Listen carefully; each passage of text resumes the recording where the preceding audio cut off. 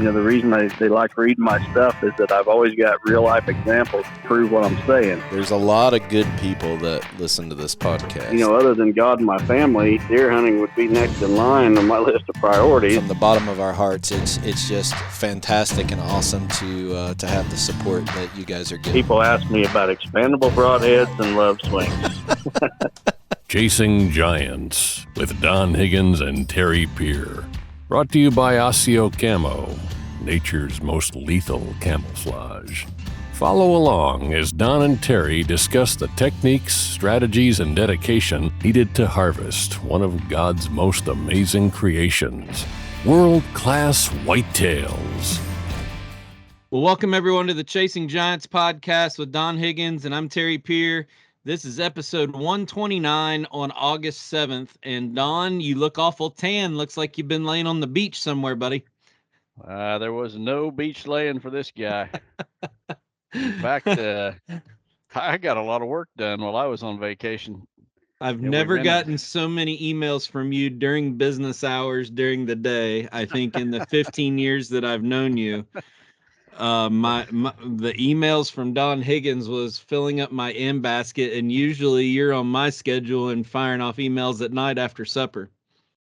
Yeah, I took my laptop along, and while most of the clan played on the beach, I sit in the air conditioning and did business and got a lot of work done on the next land management guide. But also answering emails and this and that. So it was productive, and then we got to go out and eat as a family once or twice a day.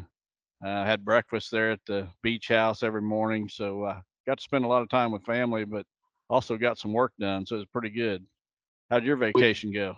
Well, I literally walked in the door, and we flew back into Cincinnati and got home.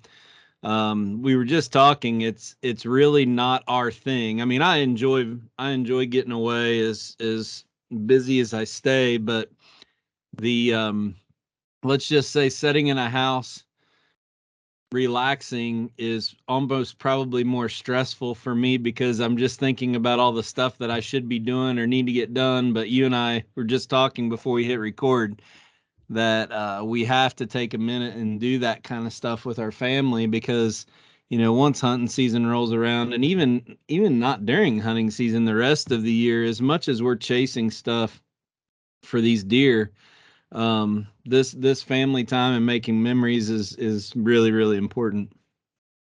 Yeah, for sure. And we're teaching our kids how to act and as a family, and we're instilling our values in them as we're out interacting. And one of the best things that happened to me on vacation is a couple of times I just sit back and watch my daughters talk amongst themselves and with my wife and this and that, and it just kind of struck me how blessed I am that I've got kids that turned out to be good, productive members of society. They never been any kind of trouble. Both my daughters married very, very good Christian young men, and I just sit there in silence a couple times counting my blessings because just watching them interact was kind of a treat in itself. Yeah, I mean, we had the same thing. I don't know. Like I said, it's sometimes it's more stressful sitting there thinking, but I think the downtime lets you focus and get your stuff together, come back refreshed, ready to tackle all the list of things that I need to get done before opening weekend in Kentucky, which is only 3 weeks away. But yeah, I mean, it's got to go fishing one day this week, which I always enjoy whenever we go to the coast. So my family actually all got on the boat with me this time. So even my wife went. So it was a good time. They got to experience Awesome. it. But yep, I'm ready for tree stand therapy though. I am too. So it'll be here before we know it. What's on your list? I know you got in the middle of the night last night, and I know you got that list just burned into your head by thinking about it at the beach house all week. What's on your list to do this week? Let's talk a little bit about that. Well, I got a lot of cameras to check. I've actually checked 5 today and 3 yesterday. we got home at 4:30 in the morning, slept a few hours, got up, and I ran right out and started checking cameras, and got several more to check this week. Um, Typically in the summer, I like to check them about once a month because you never know when weeds are going to grow up in front of the camera. And I got had one a of couple those situations. Yeah, Yep. I had a camera yesterday that I'd put out a month ago, and I forgot to turn it on. It was still off. So had another one that some moisture got in. It wasn't working, so I replaced it and brought the other one back to send in the Reconics for warranty. And just seems like I would really just like to leave those cameras out until Labor Day weekend, then start collecting them and moving them to the fall areas. But it just seems like in the summertime I have more issues with it. It doesn't.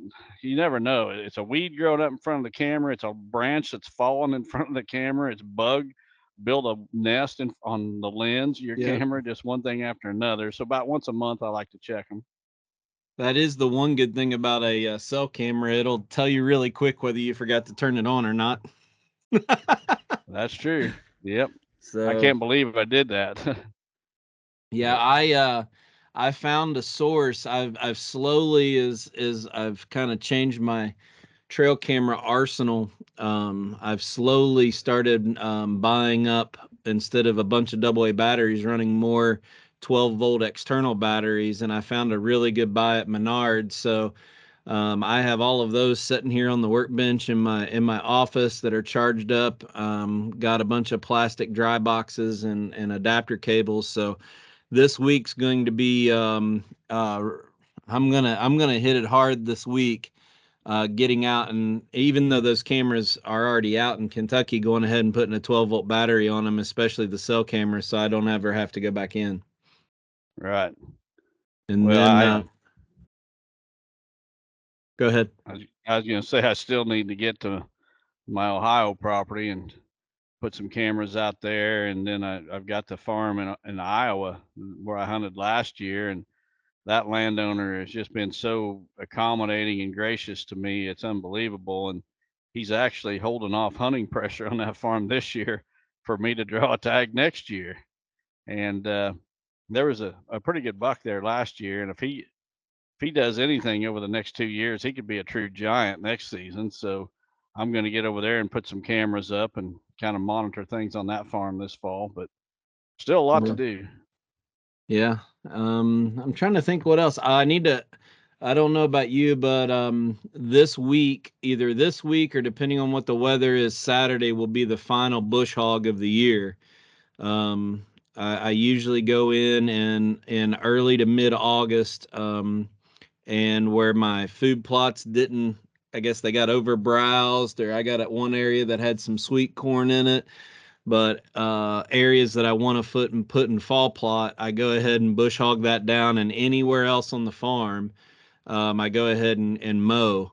That will be this week, and then just to try to get everything ready, keep the pressure down as much as I can. I'll have to go back in a little bit later in the month around some rain and put my fall plots in, but that'll be one other thing on the list to do this week, is do one final mowing. If you cut it back real hard this time of year with the heat, usually in August, it's usually good for the rest of the year. Yeah. And we've been, speaking of rain, we've been getting a bunch. Did you guys get drowned down there? I think I didn't. Parts of Kentucky really got it bad. Yeah, Eastern Kentucky, it was devastating. I think they got multiple feet of rain down in the mountains of Eastern Kentucky, and in those mountains, like in coal mine country, there's no place for it to go other than the bottom of the mountain, and that's where all the houses are, and it just had everything underwater. Yeah, just I mean, we got, the week we were gone here on vacation, we got between 4 and 5 inches here at the home farm, but just south of us a little bit, like between Effingham and Olney, Illinois, there's areas that got 12 inches of rain in like about a 24-hour period. Wow. And they had some other smaller rains before that and after that. So it was really bad, not too far from me, but I got by with about 4.5 inches or so. Well, but I don't know, is we've talked about EHD a lot, and when we have a wet spring and then turn to a dry summer, from an EHD perspective, that might be a good thing, is to not turn on to a real bad drought here through August and September. Yeah, and we're actually supposed to get more rain tomorrow. So the forecast, it looks like it's cooling off, but it's going to stay fairly wet and or get regular rains throughout. So Well, I did want to mention, I met a podcast listener in Florida. They're from New Jersey, believe it or not. And we walked into a restaurant and he saw my hat. He didn't recognize me, but he saw the hat. Says, "Oh, I like that podcast. That Don guy's pretty cool." And I said, "Yeah, he's all right." And of course, my family all started laughing. So, Stephen from New Jersey, I know you're listening now. It's still hilarious to run into people out in public that listen to this thing. yeah, it happens every once in a while. And what's really crazy is when you're a long ways from home, the locals know us, but you get in a different state, several hundred miles from home, and somebody recognizes you. And that's kind of That's humbling. We got our reach is growing, no doubt I about don't it. I don't know that I'm comfortable with that, to be honest with you. That's probably the one thing I don't like about this. But yeah, but people have been very nice. Actually, those people who are watching on YouTube right now, do us a favor and comment down below where you're from. It's interesting that we can see we can the people that listen on the podcast platform. So if you're like listening on iHeartRadio or Apple Podcasts, we can see a map of where all the downloads are. It's a little bit harder for us to see where people are at. So comment down below if you're watching on YouTube and tell us where you're from. We're going to talk a little bit at the end of the episode about this huge typical behind Don as his featured buck of the week. But I wanted to talk a little bit about a tool that a lot of land managers simply skip, and that's utilization cages. This conversation came up with Steve and I down in Florida this week, and I don't think we've really ever talked about it too much on this podcast. And there's so many people out there that say they're doing tests on food plot seed and all this side-by-side trials, but very few people, and it's probably the cheapest thing that you can do as a food plotter that will give you the most data, and people skip it, and that's using a cage. Yeah, utilization cages, they'll tell you how hard your plot's getting hit. And it's really interesting is, being part of Real World Wildlife Products, we talk to a lot of customers, and you as much as anyone, Terry, even though you're not there at the office, you're handling the social media and the emails. Everybody, when there's an issue, the first thing that a lot of people want to blame is the seed. And I've seen situations where the seed was fine. It was actually the deer wiped out the plants as soon as they germinated, and the seed worked fantastic. There was just too much browse pressure, and that utilization cage is going to tell you exactly what you've got for browse pressure. And basically, for those that don't know what a utilization cage is, it's just a small wire, either a ring or I've seen them square, but just something to keep the deer out of a small area so that they can't browse it, and you can see what those plants would do with absolutely zero browse. And I'm not talking anything big whatsoever. I'm talking just a 3 or 4 foot diameter ring of fence wire that you stake out in your plot, and just see how the vegetation within that little ring compares to what's outside the ring. And sometimes it can be shocking the difference, Yep. how much browse pressure the deer can do on even a sizable plot. Yeah, and I think it's even more important for all the people out there who are into the small plots, the micro plots where they're putting out a quarter acre, eighth of an acre. It's to really understand how much those deer are using it, because even with trail cameras, you can put a trail camera even on time lapse or a burst mode. You get no perspective of how long those deer are really in there and how much they're eating until you put a cage out there. And I really urge people, this is, again, if you want to learn and you want to really understand how deer are using the plot, even multiple cages across, so you have one closer to an inside corner than further away, you can actually see the progression of what your field is doing. But there's no better way, and it's cheap. You can't tell me that somebody can't find an old piece of woven wire fence that they can wire tie in a circle and put a couple stakes in the ground to hold it there. It's easy. Yeah. Well, I know all of our test plots, when we're testing new products, we always have a utilization cage in them because, it doesn't matter what the analysis is. If the deer's not hitting it, it could have, 50% protein and 20% fat and whatever the other nutrients. If the deer don't eat it, it doesn't really matter. So that utilization cage is very critical in our testing for sure. One of the things that I noticed this last week while in Florida is I spent a lot more time on social media just surfing I really don't get on social media that much unless it's to post or answer a question. And I'm reminded why I don't get on social media, to be honest with you. But, I saw several people that were posting that they were doing testing and, side by side trials, and none of them had utilization cages out. If somebody's doing a test that didn't take this step, there's no, what do they call it in a scientific experiment?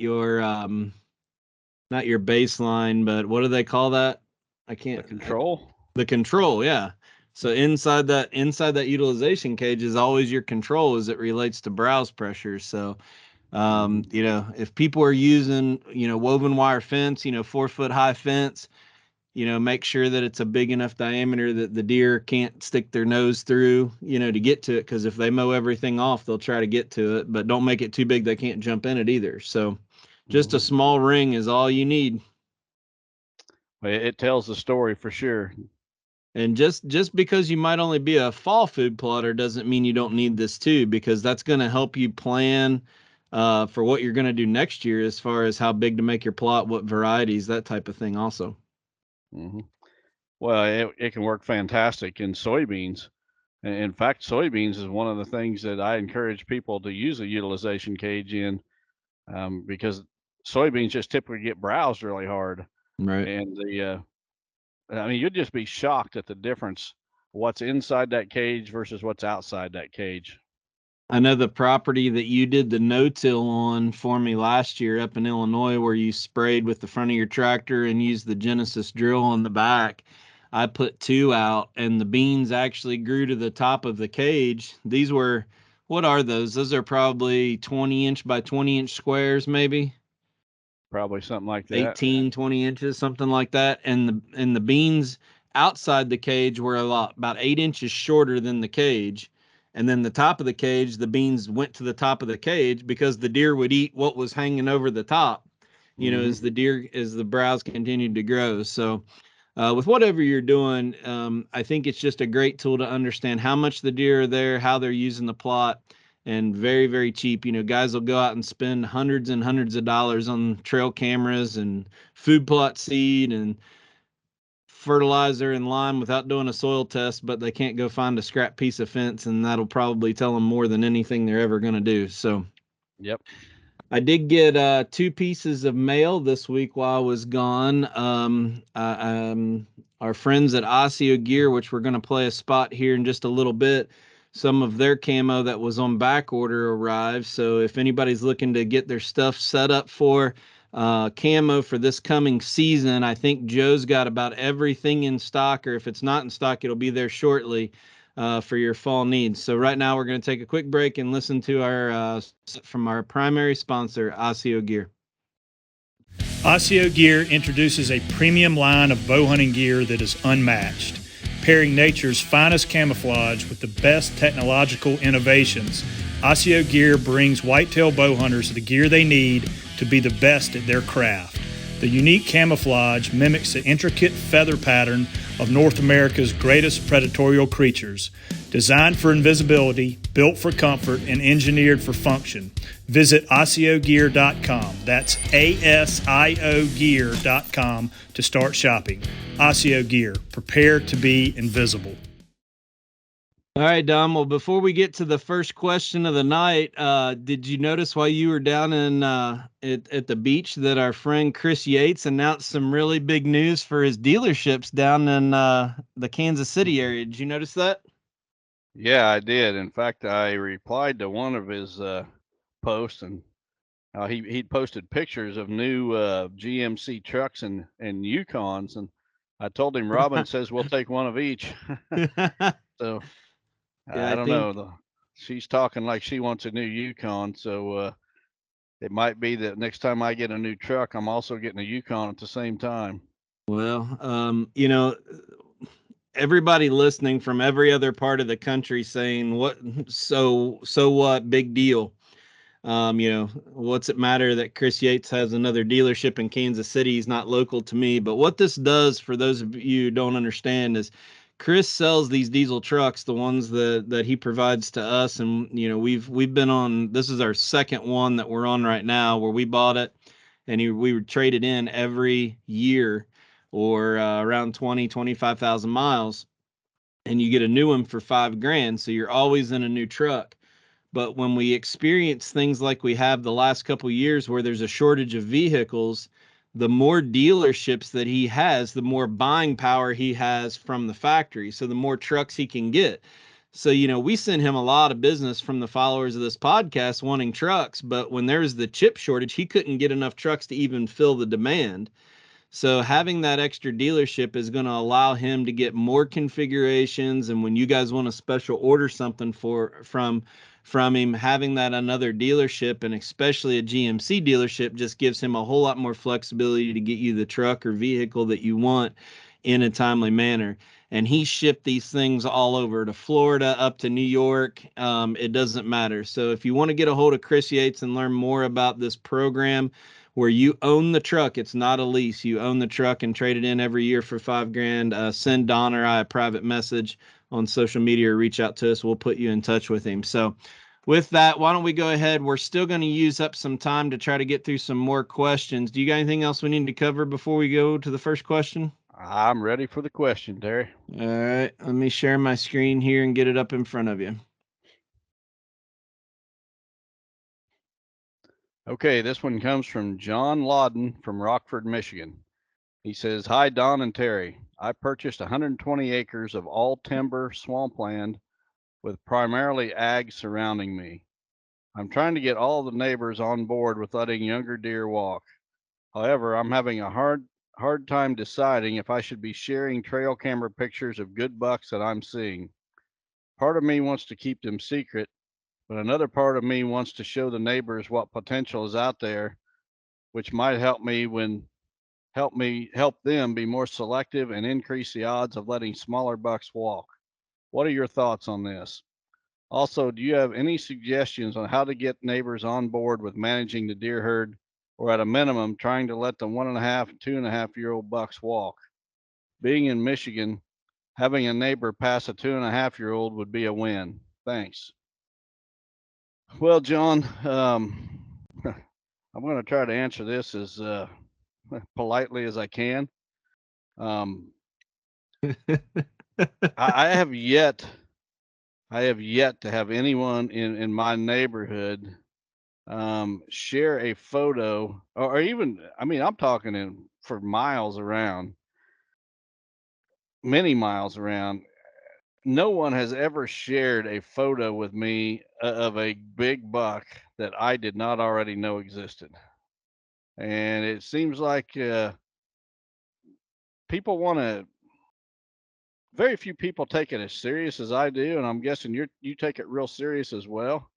Um, People will literally use you. You know, we answered a question last week. I think it was a gentleman from Canada had 2,000 acres, and he was the only one. He had 5 or 6 family members and friends hunting on that with him, and he was the only one doing all the work.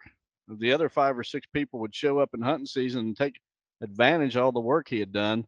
Well, just because you are not on the same property doesn't mean that other people don't have that same mindset. They will gladly let you go out and hang the cameras and do the scouting.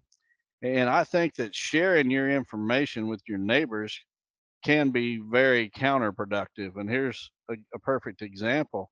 Let's say you've got pictures of a giant buck that they don't even know exists. You share it, and they know you're getting that picture on your property. You share that picture, and what's going to happen? Those people are going to be setting your line even more so than they probably already are, to try to kill that buck that you worked to grow, that you passed up, that you're planting the food plots to feed him, they'd be all too happy to just sit there on the fence and shoot that buck the second he steps across the line, and they won't feel a bit bad about it. Um, the day I have a neighbor take things as serious as I do, I'll be glad to work with him. But I'm telling you, I just don't see it ever happening. And that doesn't mean I've got bad neighbors. I've actually got good neighbors, to be honest. Um, they understand what I'm doing. They respect that. They've got other priorities in their life, and that's fine. You know that where they spend their time and their money and all that. And I don't hold that against them whatsoever. You know, actually, uh, the fact that most deer hunters do not take it as serious as I do is probably a good thing. If we all did, we'd all be struggling to find places to hunt. We'd have a lot more mature bucks, no doubt about it. But as far as places to hunt those bucks, we would be really, really limited. So, you know, I think if you're taking it to a level that's significantly higher than your neighbors, I think it's counterproductive to be sharing too much with them. You said a long time ago that when you get to doing what we're trying to do, it's very lonely. And it's really fun to share trail camera pictures. And we have hundreds of pictures sent to us every week. But there's only 3 or 4 of us that we share pictures with amongst ourselves. And it's lonely. I mean, there's a very small core. For every picture that helps you kill a buck, there's probably 25 or 30 occasions where it hurts you to kill that buck, if not more. Because you get a picture of a good one, it's not just sharing it with that person, but who are they sharing it with? And then all of a sudden, everybody's, especially a good one. There's nothing that brings out the bad in people. We've seen it many times. Big deer will bring out the bad in someone so quickly that unfortunately, probably are better off always keeping it under wraps. And you got it, but you also got to respect that the neighbors, as long as they're legal, you got to they're paying the mortgage on that property and the taxes. If they have different goals and want something different out of it, you have to respect that as much as what you're demanding respect for. So it's just part of it. That's why we're not hunting in high fence. If it was that easy, we'd all just hunt preserves and, you know, go live in a RV and travel around the country with our name on the side of it. I mean, that seems to work for some people. Well, I mean, I've gone so far. I mean, just a couple years ago, I was actually posting photos at the end of the summer of the better bucks that I'd got pictures of that summer. And you know what I found was that nobody in my area whatsoever was doing the same thing. I'm Right. throwing all this information out there. Local people are definitely following me. They don't even comment. They won't like a single post. They won't make a single comment. They just lurk back in the shadows to see what kind of information they can glean from you. So I've come up with a policy that if a buck is still alive, I'm not posting his picture. Now, if someone kills that buck and they kill him legit, I will absolutely contact them. I will congratulate them. I will send them pictures that I've got. If I've got shed antlers from that buck, I will give them the shed antlers and don't ask for anything in return. But as far as helping them kill deer, no, they're not helping me. I'm not helping them. Yeah, I think it's lonely. It gets further and further away from a bunch of guys sitting around campfire, you know, at hunting camp, when you get to this point. But I don't have a problem whatsoever with people do it the right way and have different goals than I do. So good Right. question. Let's go to question number 2. Okay, this one comes from Don Paget from Waltonville, Illinois. I actually did a consulting visit for Don several years ago. He actually has a farm in southern Illinois where he has a ministry.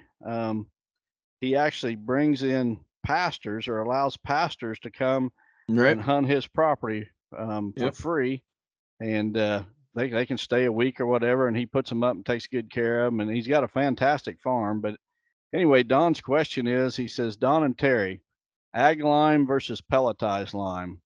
I was told ag lime lasts longer, and then I was told that's not true. I would like to hear your opinion. Pelletized is so much easier to spread, especially on smaller plots. Well, Don, I like to use both. Actually, the thing with ag lime is that it's slower to break down. It does last longer because there's different size granules in that, and those bigger granules stay in the soil and takes a lot longer for them to break down, and they will remain. Pelletized lime is basically pelletized or powdered lime that's been formed into almost like a pellet, like a feed pellet, a lot smaller, but that's kind of the concept. And then when it makes it really easy to spread, and then once it gets wet, it breaks down real quick, and you'll get a bigger boost in your pH level with the pelletized lime because it breaks down quicker. So the drawback is it's more expensive, and a lot of times you're going to be talking about putting tons on per acre. So if you got a very big plot and you're buying tons of pelletized lime, that's going to be a significant price increase. And so a lot of times what I would suggest is that maybe I don't know, maybe you've got a 10-acre plot that you need to lime, or 10 acres of total plots to lime. Maybe go with about, and maybe your soil test shows that you need to add 2 tons per acre. Well, you may add like 500 pounds or to 1,000 pounds of pelletized lime and do the balance in the ag lime. That pelletized lime will get you that quick boost that you need, and then you'll have the ag lime there breaking down at the same time so that it lasts longer. Again, both have their place. It is correct that ag lime will tend to last longer in the soil just because it takes a little longer to break down. Yeah, I can't. The one thing that I will add for people who are kind of new to this, if you do a soil test and say you have especially here in Kentucky where we have poor soils, and you need just an unbelievable amount of lime on your ground, check with your local southern states or cooperative. A lot of times you can get your lime pre-mixed with your fertilizer in what like we call them grain buggies. But this is something you drive there, they'll have it loaded, and you can pull it with your truck all the way home. You just need a good sized tractor that you can borrow it, and literally just drive this huge buggy out across your field and broadcast it all in one mix. Because I'm telling you, you start getting into 4 and 5 tons per acre on some of this really poor ground, and you're trying to do it with 40 or 50-pound bags from Rural King. It's going to cost you a fortune, and it's just not doable. I mean, you'd have to have a gooseneck trailer just to haul that lime home. So just a piece of advice: if you need a lot of lime, check with your local co-op. It'd still be cheaper to pay somebody else to spread it with one of those buggies than it would be you trying to do it by yourself. If you just got a little micro plot, it's not that big deal, but it Well, can add up quick. another thing I'll throw out here is that the pH of your soil is so critical. We get so many questions at Real World saying, "I'm planting Deadly Dozen this fall. What fertilizer should I use? Can I use triple 12 or triple 15 or whatever?" Well, you can use whatever you want, but the thing of it is, if your soil pH is off, that a lot of that fertilizer is going to be wasted. The plant's not even going to be able to utilize it. And the farther you get away from neutral, the more that fertilizer is going to be wasted. So you may not need any fertilizer at all. You may just need lime, or you may need lime and just a fraction of the fertilizer you've been using. That pH is so critical. Yep. You always want to check the pH in your soil. All right. All right, let's take a quick break and talk about Lester's feet for just a little bit. All of the raffle prizes have been shipped out. So if you do not have your raffle prize and you want it, get in contact with me, because I have a tracking number that we can look at. It's been our fault. We need to, because Don and I have been on the road so much, we have not gotten the winner of the truck on. We'll try to do that next week and share his experience with it. He's got a really cool story about driving it home and the day after he got home with the truck. But this week I want to ask for prayers for a 18, 19-year-old kid named Chasten. He's from Western West Virginia, so right across the line, probably pretty close to where your farm's at, Don. He had a brain tumor and thought they were cancer free out of the woods, and he relapsed here this spring. And he's been over in Columbus getting treatments again for the relapse of a brain tumor. But this family got back home. They thought, they got out of the hospital, were going back home just to try to relax and get their life a little bit back to normal. The dad's still working. The mother's obviously taking care of her kid. And they got home and the roof had leaked and just absolutely poured rain when all this rain came through. And this family's been financially devastated through this process. So I want all of the people who bought a raffle ticket or have donated to know that we got Chasten's family. I spent one afternoon down in Florida talking with a couple contractors about how we're going to fly in this week in between rainstorms and fix this house's roof and cover that for the family, because it's a nice house. They just have some roof damage from the storms and water was pouring in. So just another example. It's not always a medical bill, or it's not, these families are broken financially while they're taking care of their kid and not being able to work, and able to step in and help these families. So please keep Chasten in your prayers. For those of you on social media, Facebook, you can follow his page called Che Strong. That's CHAYSTRONG. Che Strong. And fine family from West Virginia. They're actually friends with the Grits, who their daughter had breast cancer, and he's a taxidermist, and he donated a mount for the Lester's Feet raffle. So that's how we found out about this family. So thanks for all the support. Again, if you want a raffle prize and you do not have it, you need to get with me, because all of them have been shipped out before I left for Florida. So with that, let's go to question number 3. Okay, this one comes from Ryan Hunsacker from Valmeyer, Illinois. He says, Don and Terry, thanks for all you do and the great role models you guys are for me. As a young man of only 15, it is very important for me to have a clean podcast that holds to the same beliefs as me and my family. My question is about ethics and shot placement. I've seen a lot of videos of people taking what I would consider risky shots, like hard quartering to you or away from you shots, and even some when the deer is facing them. Then there are people who say you should only aim and shoot the deer in the shoulder. That seems a little crazy to me, but they say that they have been doing it for years. I know Joe Miles has done some testing on shooting an arrow through a deer's shoulder blade, and I've watched it. You guys know far more about this and you have more experience than I do. Any information you could provide would be much appreciated. Thanks again and God bless. Well, Ryan, you bring up a topic that's near and dear to me, and I don't I don't address this topic near as much as I used to, but I love the still. fact that he's 15. This kid's Oh, already I do got too. better. This kid's already got a better head on his shoulders than half the people that are in the hunting industry. That's exactly what I was going to say, Terry. The I grew up in a time where I had role models like Gene Wenzel and Roger Rothar and Alan Foster, who ethics was part of most hunting conversations. When I wasn't 15, I was a little bit older than that. I was probably closer to 19 and 20 when I met those guys. But bow hunting, I've watched it evolve over the last almost 50 years now, and I remember Gene Wenzel telling me years ago that bow hunting was not meant to be easy.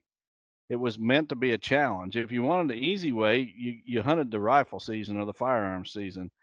Bow hunting was meant to be a challenge, and yet I've watched over the last 45 years that I've been a deer hunter as one gadget, one advancement over another came out to make it easier. And a lot of that had to do with extending the range of archery gear. And I remember when I started as a bow hunter, I mean, you was ideally you was wanting a 20-yard shot, and 30 yards was a long shot. Well, just a couple days ago, I watched a social media video of a hunting celebrity, if you will, and he was saying that his personal maximum range for shooting at a deer is 50 yards. I mean, that's double what I was taught years ago. And there's a lot of guys shooting even farther than that at deer. And, here would be my advice, Ryan, and that is that instead of looking for ways to increase your yardage, instead of looking for shortcuts that you can buy, if you can buy it, um, I'm not saying I shouldn't say it's not good, but you need to look for things that cannot be bought. And what I'm talking about is hunting skills. If you improve your hunting skills to the point that you can get close to a deer, and it can be done, I'm telling you, I'm doing it. A 30-yard shot is a long shot for me. If I had to take the last 20 or so deer that I've shot and break down the yardage, I'm going to say it's probably not even 20 yards. When I shot back in 2020, when I shot Mel and Joey, one of those was 12 yards away, the other one was 7 yards away, 19 total yards for $2. So I know it can be done, and I really applaud you as a young man at 15 years old that you're thinking the way you are when we've got 50-year-old guys in the hunting industry throwing out advice that don't have your ethics. And bow hunting again was not meant to be easy. Use your efforts to improve your hunting skills, and then when you do get deer in, just because he's close enough to be in range, that doesn't mean that he has presented a good shot. I mean, only take broadside or slightly quartering away shots. And if you do that and you're keeping your ranges close, you're going to find most of the deer you shoot. If not, I mean, when I say most, I mean a very, very high percentage. And guess what? You're still going to make a bad shot, but when you're that close, it doesn't matter as much. That's exactly right. So I don't care how good you are, you're going to make a bad shot. Yeah. I'm going to give Ryan an insight into the hunting industry. So I'm guessing that Ryan listens every week. The reason all of these people are doing all of this testing now on broadheads and arrows, we weren't the first ones to talk about it. We were the first ones to basically encourage people not to do something. But there's this thing called engagement on social media. And people out there that are trying to grow their channels or monetize their videos, they're doing whatever they can to get people to comment. Commenting down below is what triggers all the algorithms.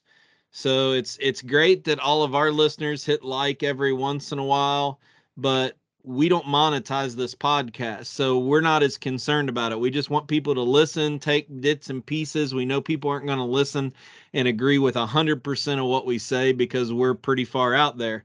But the reason people are doing all of this stuff and putting this information out there with arrows, I mean, it's flooded. I've seen probably 15 different groups testing broadheads recently. Why? It's because everybody's got an opinion, and very rarely will one side cave or the other. So they just argue back and forth. And guess what?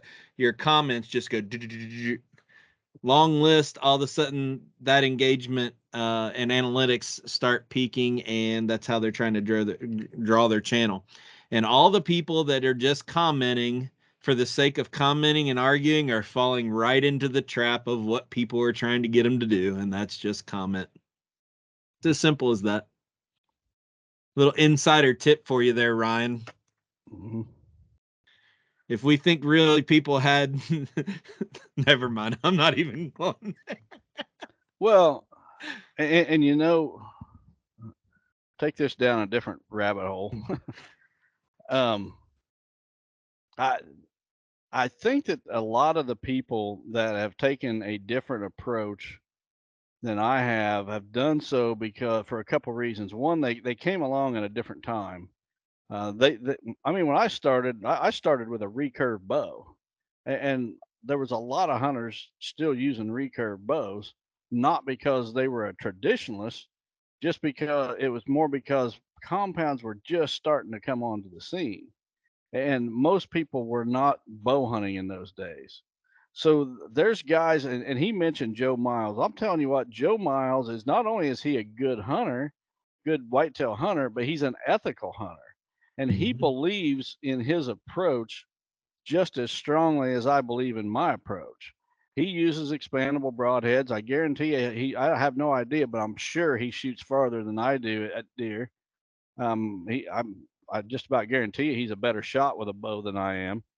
But I don't think that a lot of today's hunting celebrities grew up in a time and with a mentor, the type of role models that I had.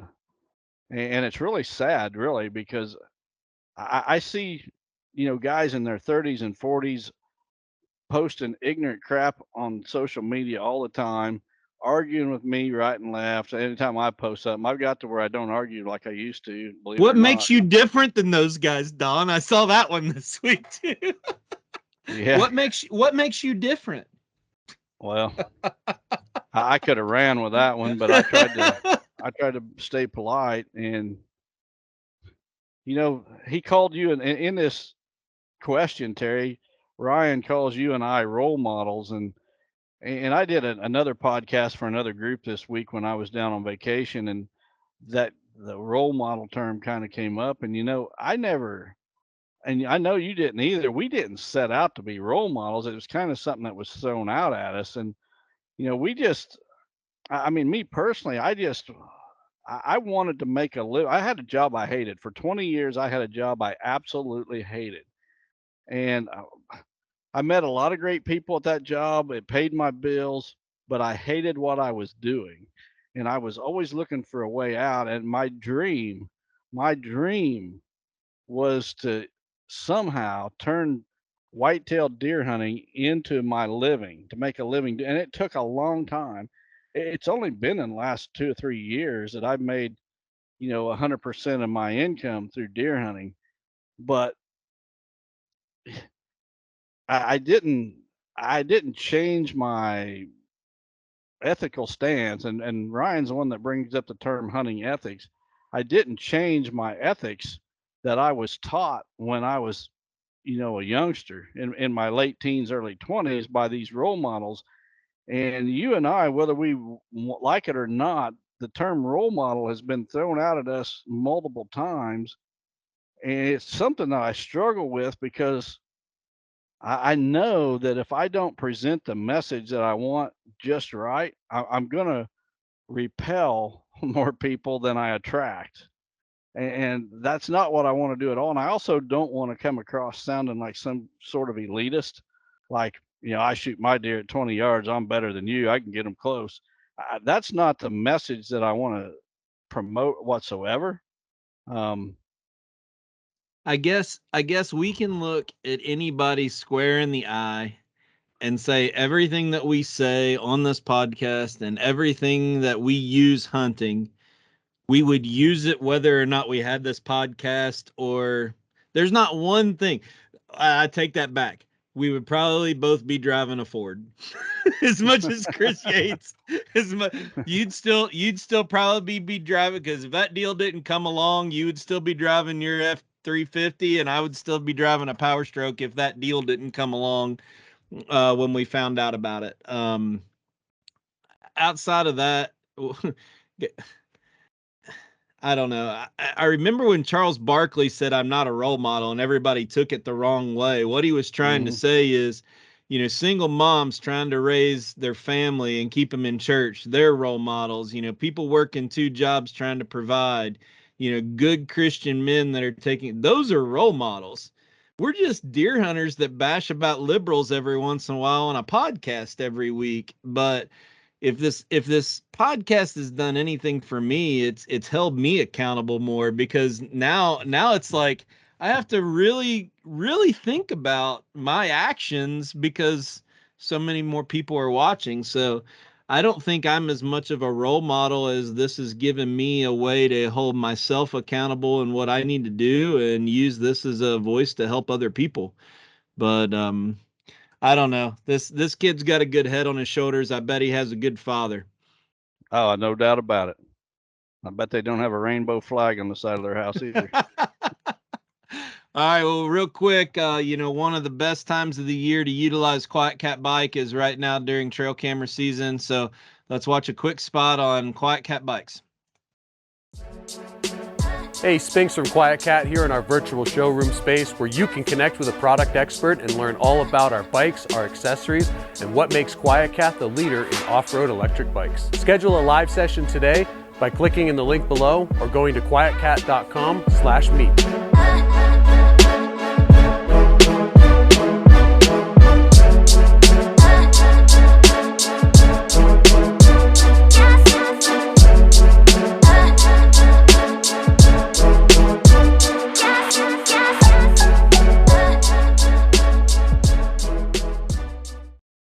All right, Don, I'm going to share question number, I think we're on 4, aren't we?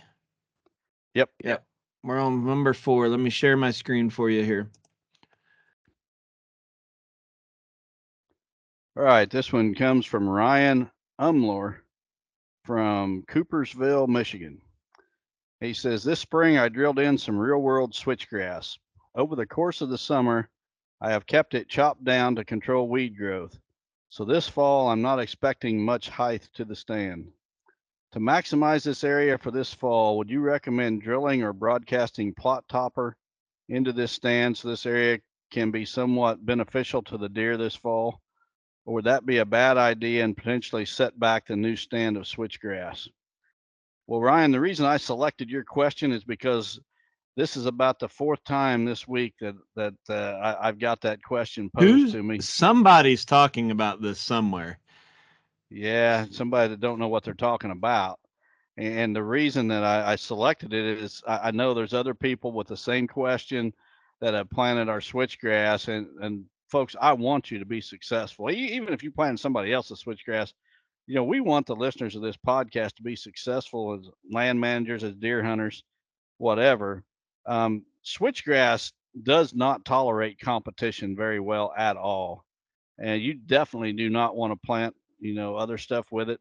I had another guy this week. He wanted to mix his switchgrass seed with plot topper seed and plant it this fall. Another terrible idea, not only for the competition standpoint, but a lot of grasses, cool season grasses, can be planted in the fall, and that's actually the best time to plant them. Switchgrass is not in that category whatsoever.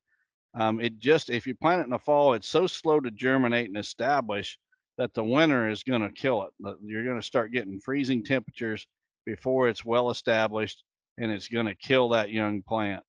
When that switchgrass seed germinates, it wants to put on root before it puts on top growth. By the time you get a 1-inch hair sticking out of the ground from that seed, that seed is going to have a root that's about 8 or 10 inches deep. It really wants to put that root down. So, and we're talking, a good 30 days or so for that to happen.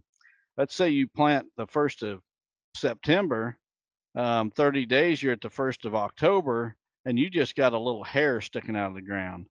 Well, that plant is not going to be able to establish to the point where it can survive the winter.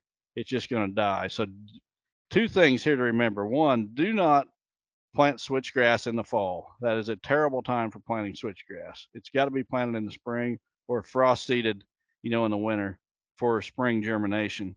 The other thing is, do not ever plant a cover crop of any sort in the same plot with switchgrass. And it doesn't matter what time of year you're planting, it needs to be switchgrass and only switchgrass. Other plants are going to do nothing but compete with that little hair of a grass that's coming out of the ground 30 days later. These other seeds are going to grow so much faster, especially the top growth, what's above the soil, and just going to choke them out. So no fall planting, no other cover crops to go with it. There's people that hate on us that say we're always just trying to pitch our product at Real World.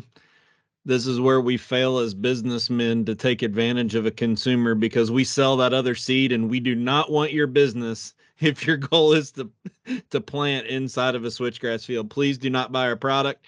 It is not the best choice, I assure you. Yep. We're not out to just sell you something, and this is a perfect example. All right, so the last question of the night before we talk about that monster typical behind you, I'm going to share it right now.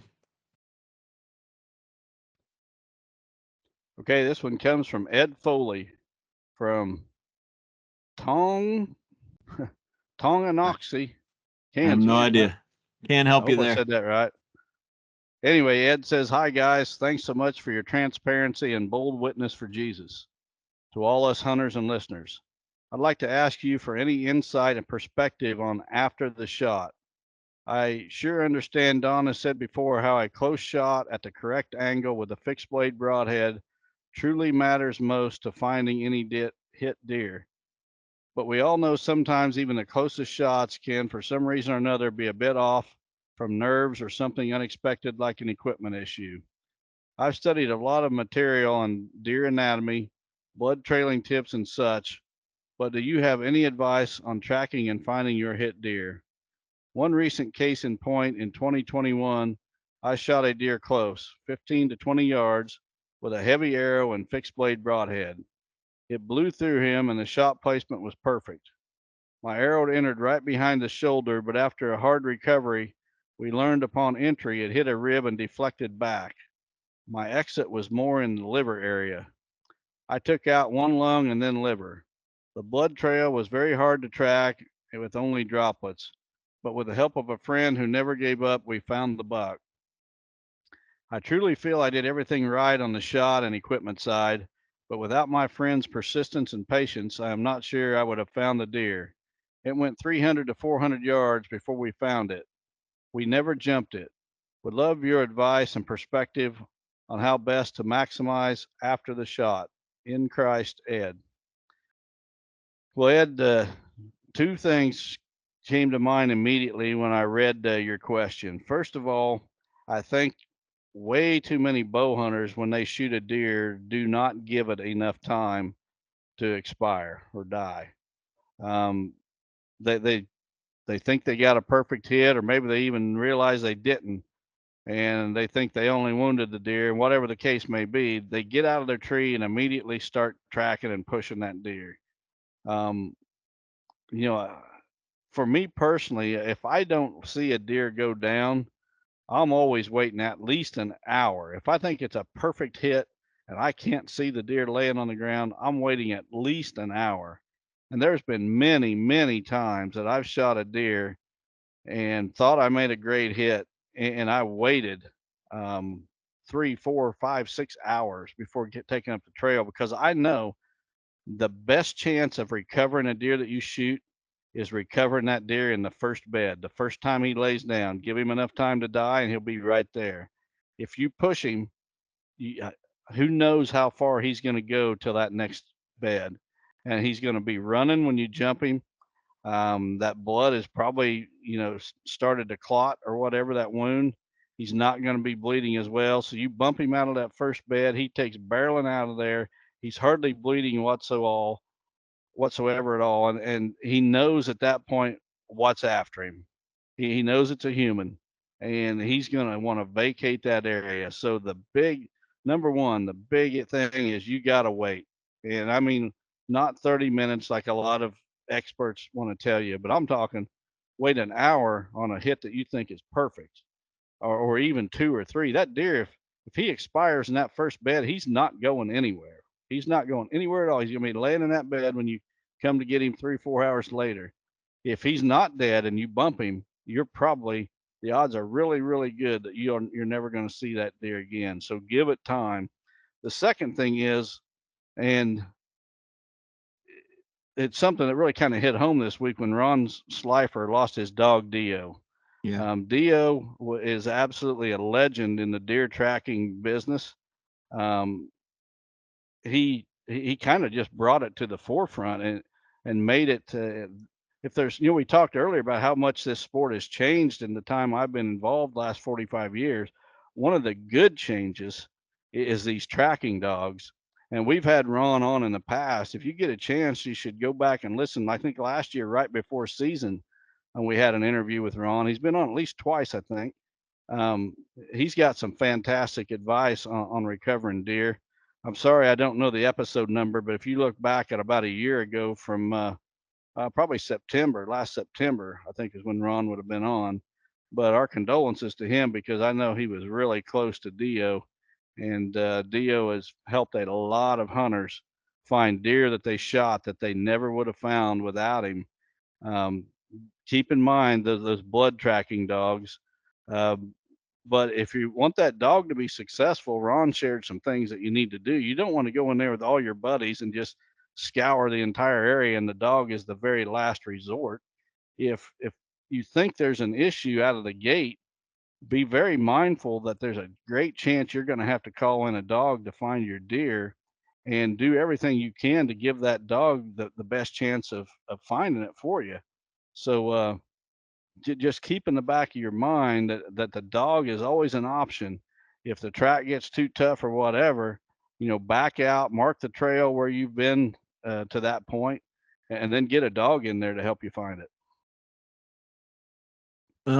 Yeah, I think that's the best thing. My heart broke for Ron. I've been there when you're close to a dog and had to, something like that happen. So, um, my heart broke for Ron. We'll leave it at that. But, we both got to know Dio on tracks. You obviously tracked the Trump buck with Dio, and then I'd also seen him work on a friend's dog. But special animal. Couple other things to consider that might help you is lighted nocks. I'm a big fan of lighted nocks because it helps you at least see where the arrow is upon impact. And carrying a video camera is getting really popular. Camera arms are cheap. It's awful nice to be able to go back, even if you're by yourself and you have no intention on producing video, but going back and looking at that footage to see what happened and where that shot is. Because there's been times in my life where I thought it was a good shot and it was not. And you go look at that footage and it's like, oh, we're waiting even longer. So a couple other things there that might be some advice for people who are preparing for the season.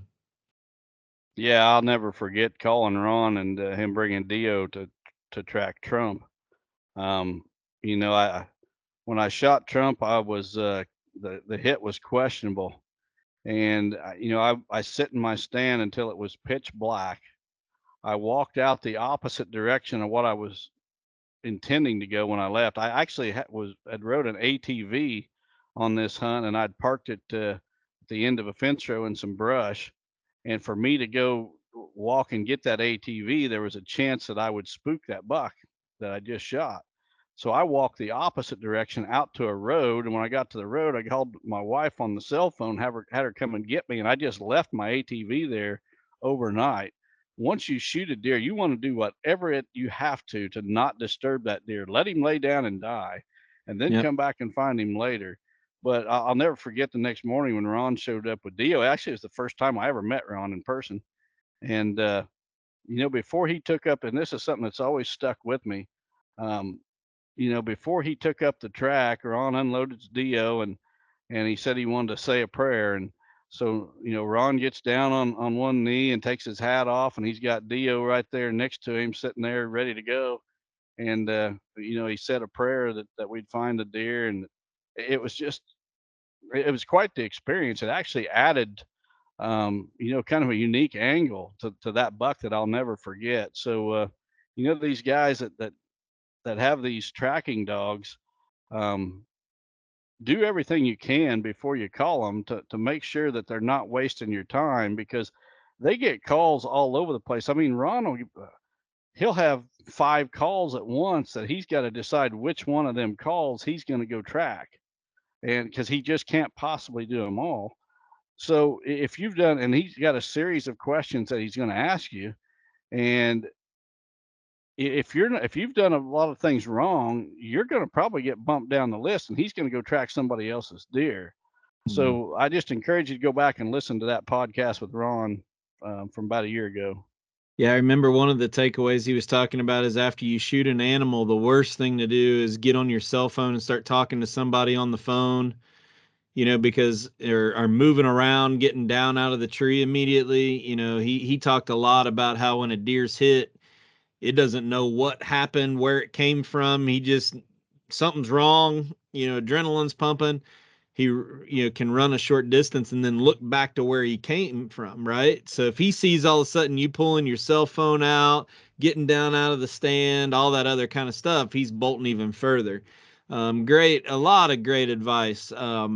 If you go back and listen to that episode, Ron. But anyway, yeah, cool experience. So, speaking of cool experiences, I want to talk about this giant typical behind you. Hopefully you got some pictures you can share that I can splice in here as you're talking.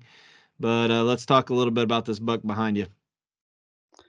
This buck behind me was quite a tough customer, and it was probably one of the most unique hunts that I will ever be on in my life. It was back in 2010, and he was a buck that was on my home farm. I was getting pictures of him fairly regular all year, but despite no matter how hard I tried, I could not get that buck within bow range. Now I seen him in daylight a couple times, and he liked to bed in a particular switchgrass field on my farm. And there was a couple times I was hunting afternoon hunts, real right on the edge of that switchgrass, and this buck would stand up out there in his bed, 100 yards or more away from where I was at, and he would just stand, and he would stand up, maybe well before dark, and I'd think, oh, I'm going to get a shot today. He's out, he's up, he's going to be moving, and that deer would not move 10 yards in the last 30 minutes of daylight. I mean, he would stand up and look around, and maybe for 5 minutes, and then take 2 steps, and then just stop and look around. Never did get a chance to shoot that deer during the rut or anything. And then in January, I think it was January 10th, I believe was the day I shot him. But we got a really bad cold spell. I mean, really bad, where the temperatures were well below zero at night, single digits during the day. And there was the first day I hunted this cold spell, I was in an elevated blind, and I was hunting over a soybean food plot. And a giant herd of deer came out of my wooded sanctuary. These, you folks that have been to the master class, the wooded sanctuary I'm talking about. Well, 70 some deer piled out of that sanctuary that one evening, and 17 of them were antlered bucks. And they piled out into the soybeans. They all came from that one direction towards me. And again, for those that were at the master class, this hunt would have taken place down at the very first blind that we looked at down by the bridge that crosses the creek. So I was down there. All these deer are coming as I'm in the blind. They're coming from my right, and I keep waiting for the big guy because I knew there was one more buck, and it was him. The buck I wanted to shoot. I keep waiting for this one more buck to show up, and he's not coming. And he's not coming. And he's not coming. Then for whatever reason, I turn and I look to my left, and that buck was coming all by himself. 70 some, the entire herd of deer, 70 some deer came from my right out of that sanctuary. This one buck, the biggest, oldest buck in the bunch, he comes all by himself from the other direction. And I think, and he's going to pass right in front of me. And I'm thinking, this is fantastic. He's going to pass right in front of me. Well, he was moving so slow because he was coming to the soybeans. He was moving so slow that before he got to me, a couple of does that was in that 70 some deer herd, they got behind me and they winded me. And they didn't blow and they didn't snort, but boy, they flared up, and their tails flared, and they were stomping their feet, and they were tossing their nose in the air like they do. And then they kind of trotted back the direction they had just come. Well, that buck seen that happen and locked up, and instead of coming down and feeding that soybean plot right in front of me, he walked out into that open ag field on that, and you know how it slopes down and it goes up into a rise. Again, you folks at the master class, it's where we walked along the creek at the very beginning of the tour, and there's the open plowed ag field there that we walked along. Well, that buck walked out into that ag field, and up on the rise, and he bedded down on that rise and just watched all those. He watched that entire plot full of deer feeding right in front of me, and he refused to come down there. And I sit there till it was pitch black, and he was still bedded out there. And then I slipped away, tried to slip away without spooking him. So I, uh, I get out of there that night, but I'm thinking I know where that buck's bedded now, and it was still cold as could be. I mean, that cold front set in, and I knew the next day those deer were going to be hammering them soybeans again. But I knew where that buck was coming from, and I had a stand down there. In fact, we see that stand when we go down there on the master class. So the next day, I took a young man with me to hunt because I thought the odds of me shooting that deer are really, really good. He's going to hit them soybeans. I know where he's bedded. He's coming from that direction. I've got a stand. The wind's perfect for that stand. I grabbed this young man and I said, he'd been wanting to go hunting with me anyway. And I said, I'm going to shoot a buck tonight if you want to go and film for me. And he was all about it. And I'm talking, it was so cold that I had ice froze in my beard and mustache, big old block, but we get there at least 2 hours or so before dark, and I mean it is brutal cold. It is brutal. And I told that young man to keep that video camera inside his coat, and keep it warm so it'd make sure it would work. Well, about I don't know, probably 45 minutes before dark, I look up and here comes about 5 deer, and that buck was one of them. He had a couple does and fawns that had went down there with him apparently and bedded that next day. So here's these 5 or so deer that are coming our way. It's perfect. I couldn't have scripted any better. This kid is thinking that I'm some kind of a deer genius because this deer is doing exactly what I said he's going to do. And he comes up, and at 20 yards, as this young man's filming, I shoot right over that buck's back and spook him off. Right over his back. And that was on a Saturday evening. So the next day is Sunday. We go to church. After church, I was going to go back. I'm going to try it again. The wind had switched actually. It had been northwest winds, but it had switched to a south wind.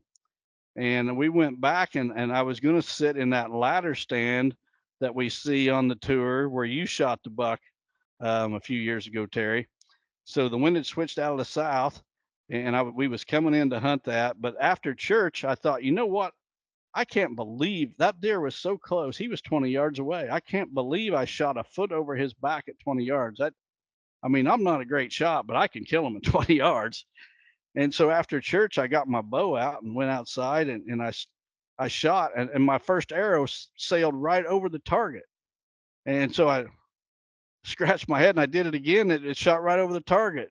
And something, I don't know if I actually think it was the cold weather. I think that because I'd leave my bow outside, or did then, in an unheated shed.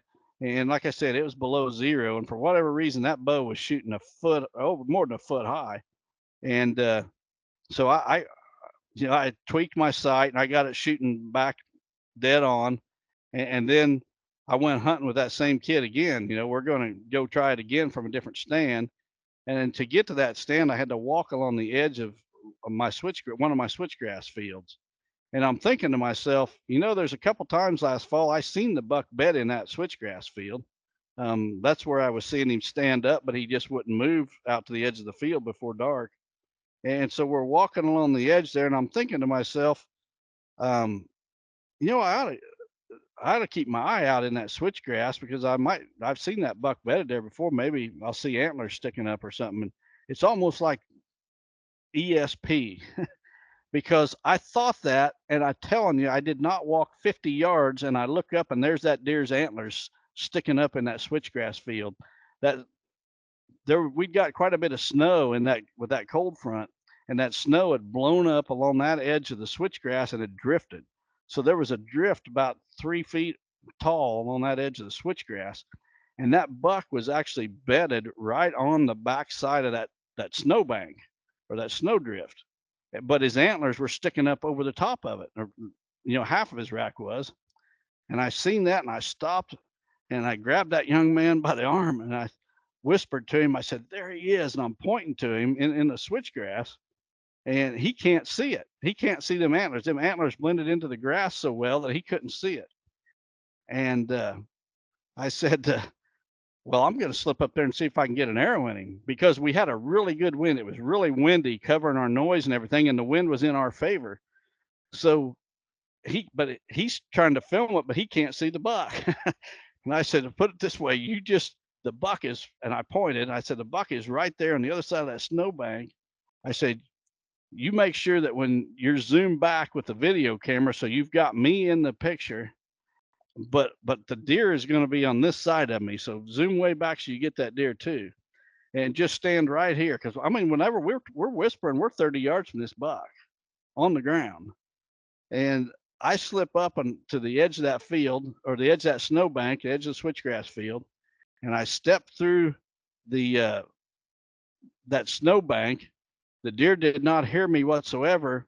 And when I stepped through that snowbank, that buck is laying wide open 20 yards from me. Probably not even 20, probably like 15 yards from me.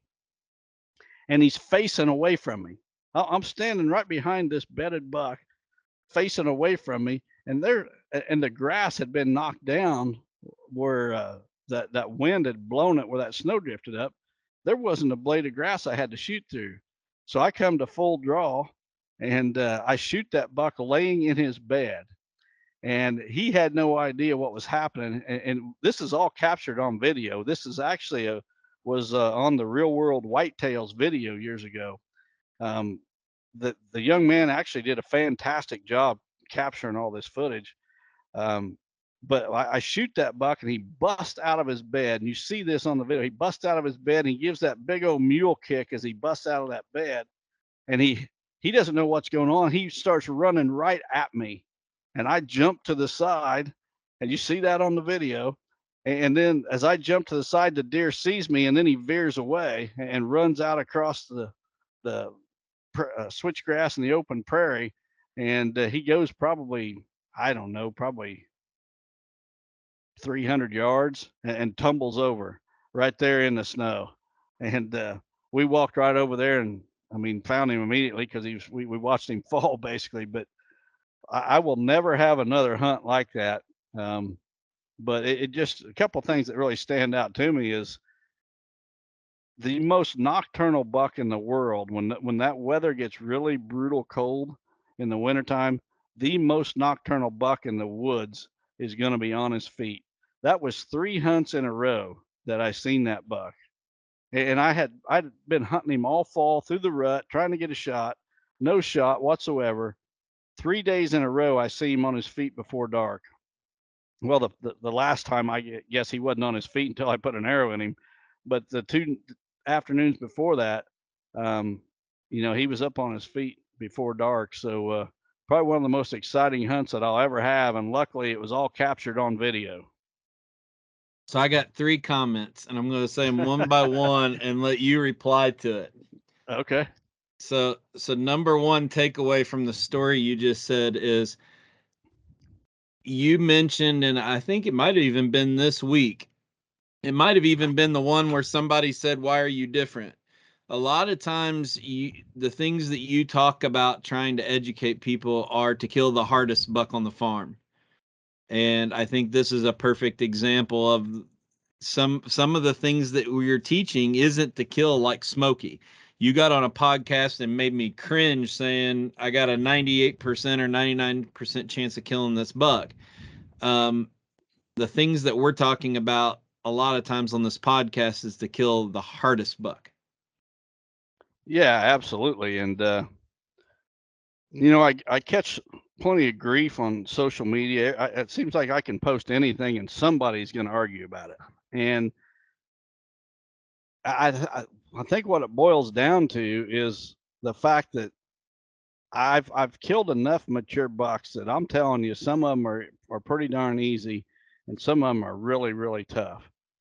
There are things that you can get away with some mature bucks that you're absolutely not going to get away with others. And I'll give you a perfect example. What I'm talking about is mowing paths through thick cover. I did it for years. I mowed paths through thick cover. And then I noticed a couple of different bucks, and Smokey was one of them, that he absolutely would not follow a mowed path. He wanted to be in the cover. Now, I seen him cross the mowed path a couple times, but never following it. And so I stopped mowing paths, and I still dictate. And just today, I went into a brand new place today to check a camera. I've never hunted this place before, but I got permission this spring, and I went in right before, or right as it's greening up. I hung a tree stand, and I went in with a garden sprayer, and I sprayed a path through this thicket right past my stand. And them deer are coming down that path just like I planned it. And I never stepped foot on that property until this spring.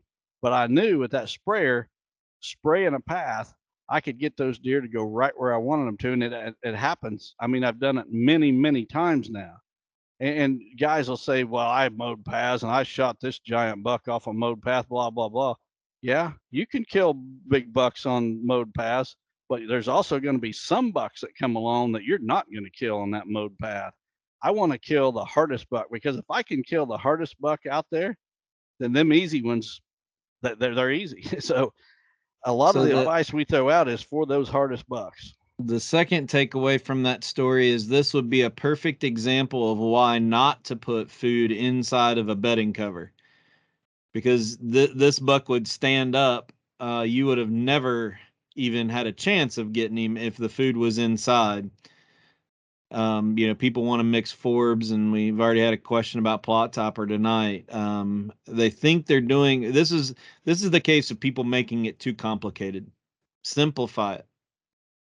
Yeah, and I've said this many times, and again, I don't want this to come off as arrogant or anything, but you really need to look at where this advice is coming from, because there's a lot of people on the internet giving you advice about something they've never done, or they've maybe done once.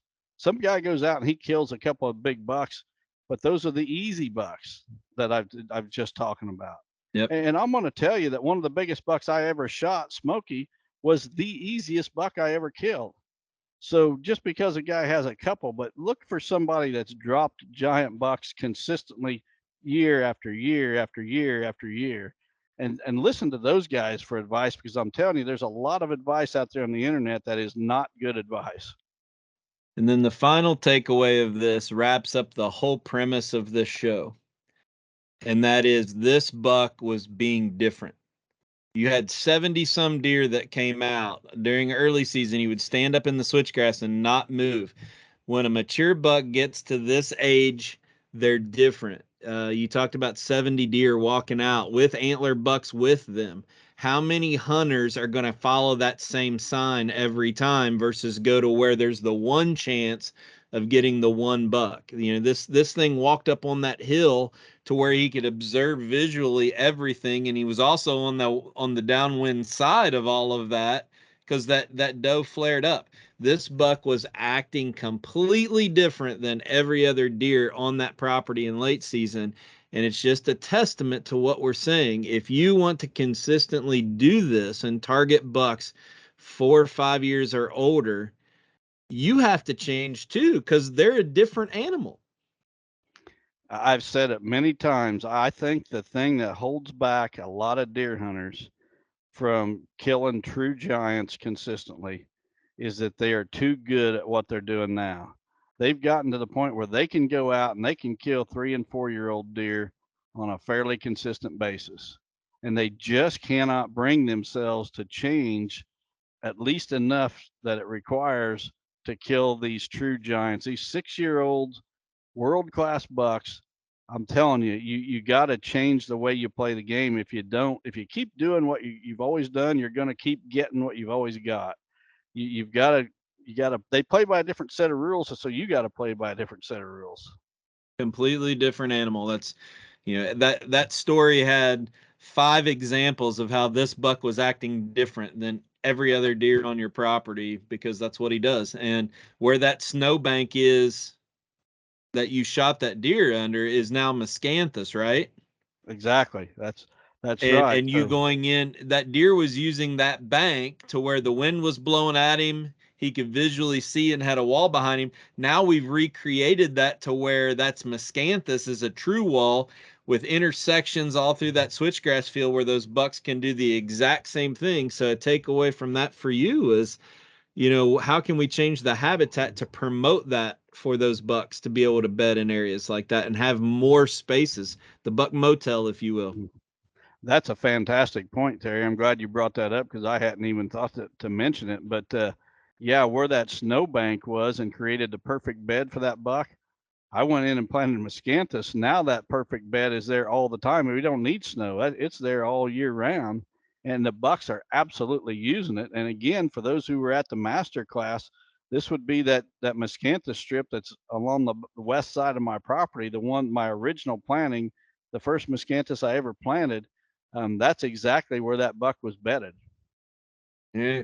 Well, I can't wait for the few haters to post something about you shooting a buck while it's bedded, because we know that's going to come. But you told the story exactly how it happened. So And got video to prove it.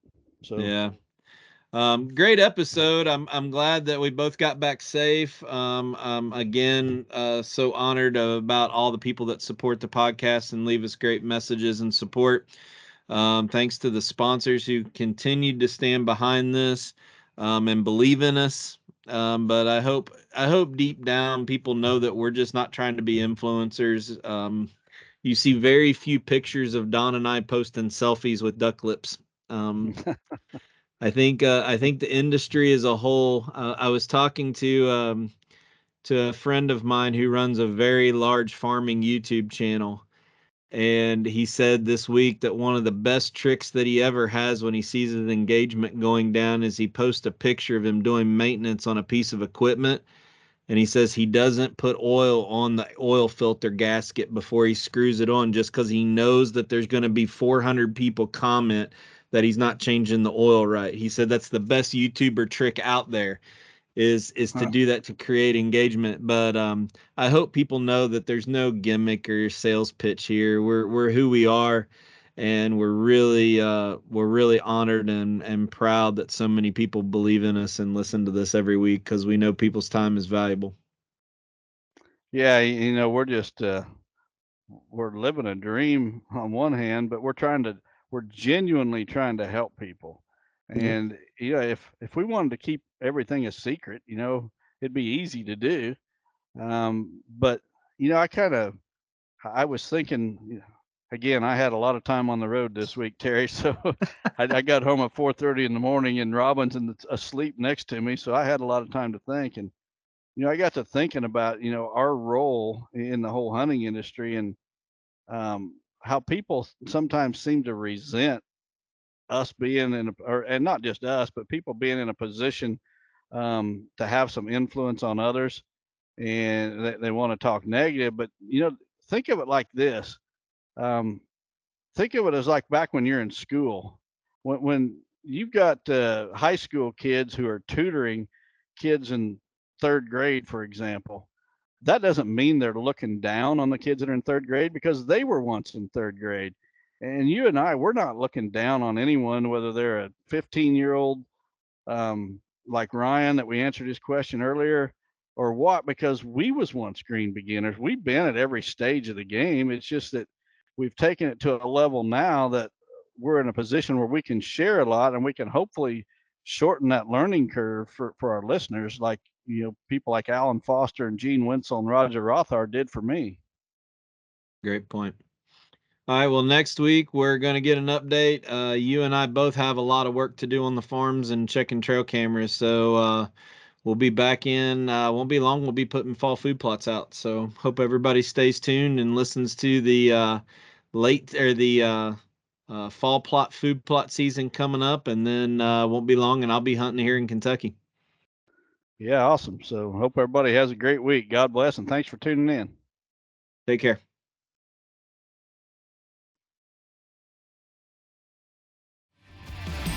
Chasing Giants has been brought to you by Osseo Camo, Via Farm Real Estate Company, 360 Hunting Blinds, Victory Chevrolet, Real World Wildlife Products, Matthews Archery, Novix Tree Stands, Gingerich Tree Farm, WildlifeFarming.com, Quiet Cat, and Vortex Optics.